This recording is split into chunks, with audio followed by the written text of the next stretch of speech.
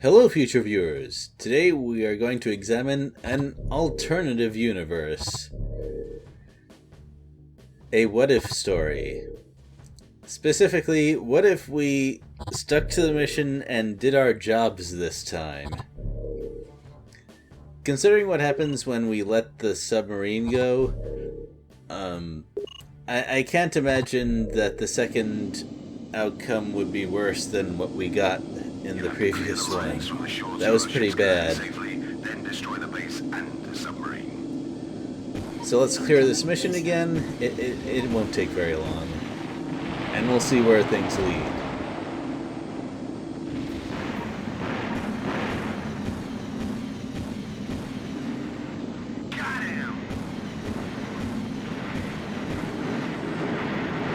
I think that of the two, I'll just call them primary builds, the spread bomb and the micro missile build are roughly as effective at each other, just in different situations, which is how it should be.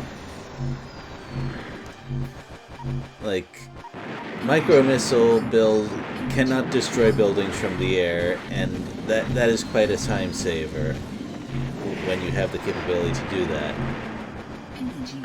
On the other hand, spread bombs are slower to aim, slower to hit, and there's some times where being able to quickly target enemies is very helpful.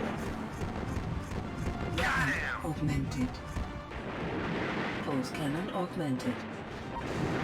I would consider the third build if it had a pulse cannon instead of that beam laser. Incoming missile. That laser is just not good. Incoming missile. Well, this is what we're supposed to be doing, so let's go do that. We've got the sub in its pen right here, and there's a way to destroy it without any cumbersome boss battle. There's fuel tanks on either side, so let's do that video game thing and blow up the red barrels. I'm just too good. That's it. Now destroy another one. There they go. Whoa, we don't want to get caught in here. That could be bad. Nice work, son. Maybe Miss Kirilova was right about you. Whoever that is. Incoming missile. Well, that takes care of that.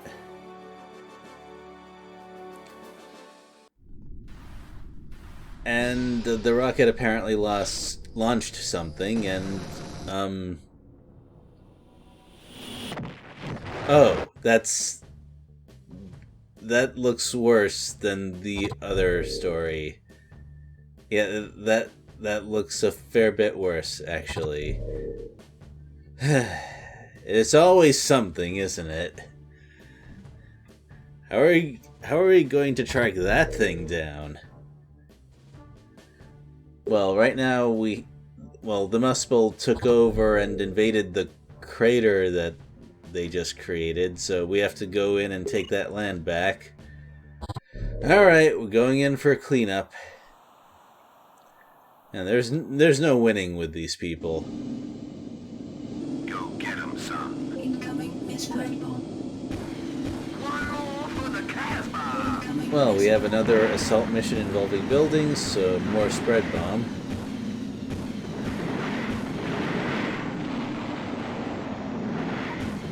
The way the buildings work is actually kind of interesting. I think it's actually possible to destroy the part that produces tanks without bringing the whole building down. That being said, bringing the whole building down is more fun. Also, that invasion force, it's increasing because transport ships are dropping them off, but obviously that's not going to continue forever. We want to make sure that these guys do not get wiped out. And of course, if we do nothing, they most certainly will get wiped out. But if we pick our targets carefully, we can arrange things so that they can do a little bit of fighting without all dying. Our ships are about to land. But not a whole lot. One more for the Casbah. blast. I think it's kind of a shame that we never see the Forsetti military doing the thing that they were obviously designed for, but I guess the unit AI is just not up to it. That AI is more suitable for the must spell form of combat, I'm sad to say. Well, now that we've dealt with the stuff that's out to intercept the invasion force, we can defend the other stuff that needs defending. Ooh, these tanks are fairly good climbers, I gotta say. I don't think my battle engine could walk up those things.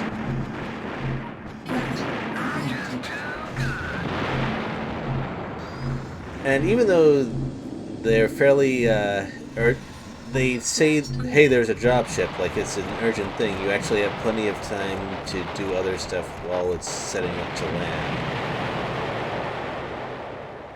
And then destroying that stuff before it reaches the buildings is fairly simple. There's some infantry, so you do have to watch out for that a little bit, but it's not that big a deal.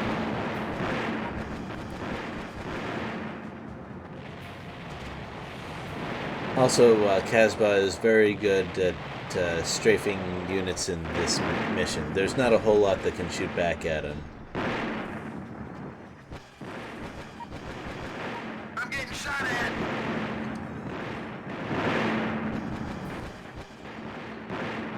Weapon augmented. You know, the complaints you get are a little... It seems to happen a lot in video games, but in this game especially, there's an open war going on and people will yell at you on how they're getting shot at, or their troops who are on the front line duking it out are taking losses, and that's a problem that they expect you to solve. Although I don't think I've encountered a game that's worse about that than Supreme Commander, where you can play as fast as the game will allow, and they will still complain on how long you are taking, and are you really doing your job, and did you forget your orders, and blah blah blah. I mean, there are things I like about the single-player campaign, but it does get on my nerves sometimes.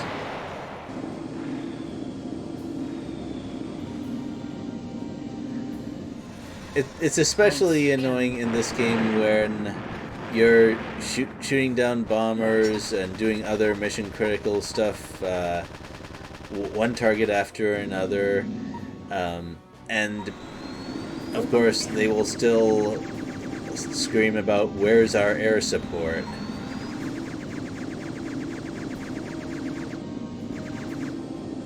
I don't know why video games do that so much. It's it's something that catches my attention a lot. Probably because it's designed to catch your attention. Good work, son. This damn war will be over soon enough.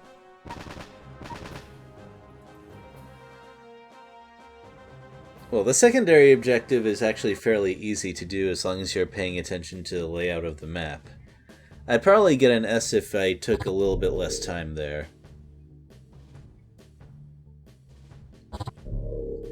Now this mission is something special.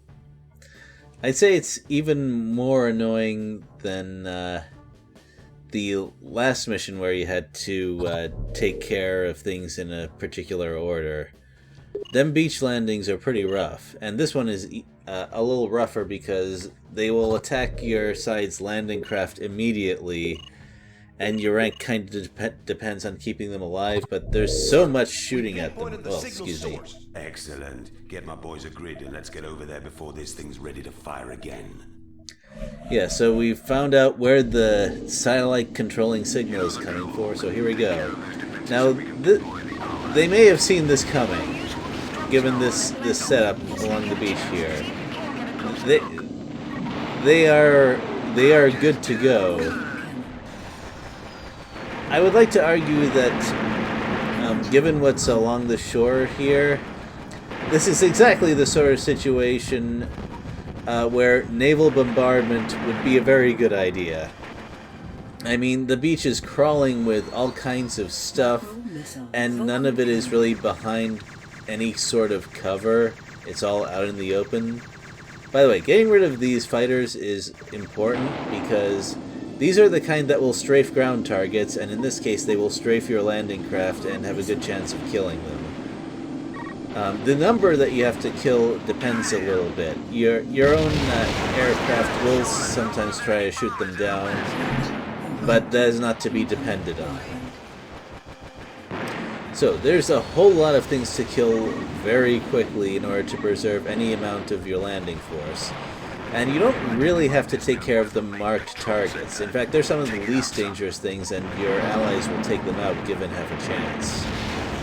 Your job is to take care of the artillery, the walkers, the bombers that are on their way. That last one is a good reason to bring micro-missiles. Well, that and how fast you have to do everything. The trick is that the missiles are a little unreliable depending on the angle and how close you are, so you can't just assume that firing a full volley will kill them.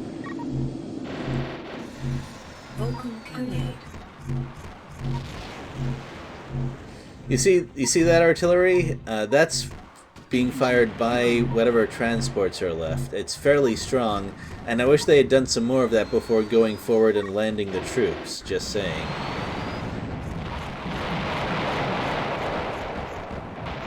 Now, at this point, in order to get a higher rank, I should probably move forward and complete the mission right here, but there's just so much threatening stuff that I didn't want to leave it alone. Well, the good news is that those really heavy walkers do not throw off grenade targeting. So even though they are technically more durable than the other types, they are effectively easier to kill.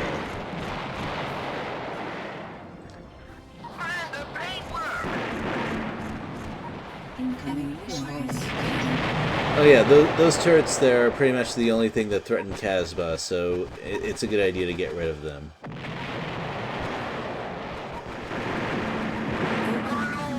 And it seems like I'm out of grenades. There's just so many good targets for grenades, though I don't really regret it. We're detecting a massive energy spike coming from the object. And now we've got the boss for this route.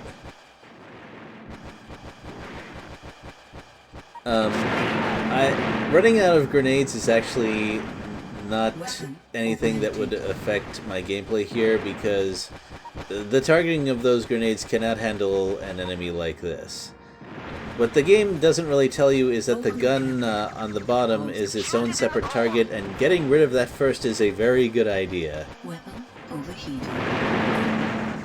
Once you get rid of that, there's not a whole lot the boss can do to you. Although it's a good idea to deal damage to it as fast as you can, because it does start releasing smaller enemies. Pulse cannon.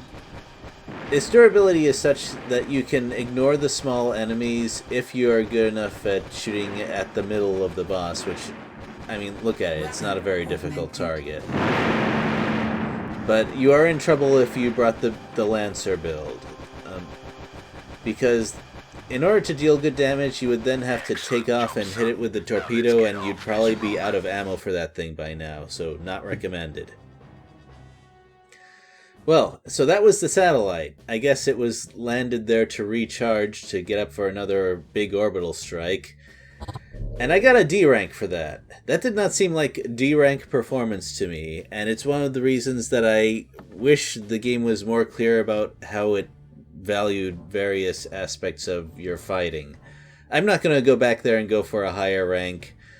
I don't care about it that much. Believe me, I like to play for rank when possible, but I have to get the impression that it's reasonable, and I don't get that impression for that mission. Now, don't get me wrong, I do enjoy it most of the time, but, well, I think that's enough ranting for now. That's both plot branches. Let's show off some more concept art. We got more battle engine stuff, of course, more proto builds. This is a Walker version that doesn't have those gun arms. And that seems like the flight version. Yeah, this seems like it's very close to what we actually got. Different colors, though. And that's different. We haven't seen that one before. That looks pretty ominous. Yeah.